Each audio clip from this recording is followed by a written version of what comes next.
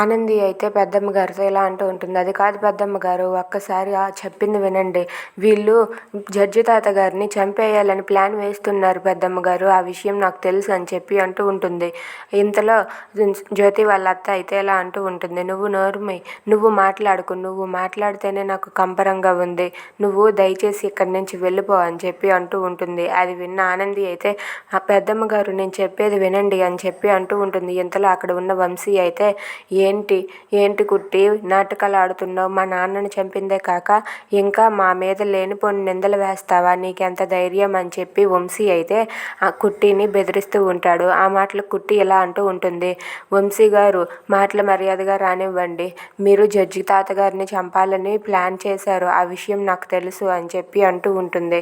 ఇంతలో సూర్యబాబు వాళ్ళ అమ్మ అయితే యామిని వెంటనే ఈ కుట్టిని ఇంట్లో నుండి బయటకు గెంటే ఇంట్లో ఉండడానికి వీల్లేదు, ఇక్కడ ఉంటే నాకు చాలా చిరాకుగా ఉంది అని చెప్పి అంటూ ఉంటుంది. ఆ మాటలకి యామిని అయితే ఆ కుట్టిని పట్టుకొని బయటికి ఈడ్చేస్తూ ఉంటుంది. అది చూసి అమ్మగారు ఒక్కసారి నేను చెప్పేది వినండి అన్నా సరే పట్టించుకోకుండా ఈడ్చేస్తూ వెళ్ళిపోతుంది.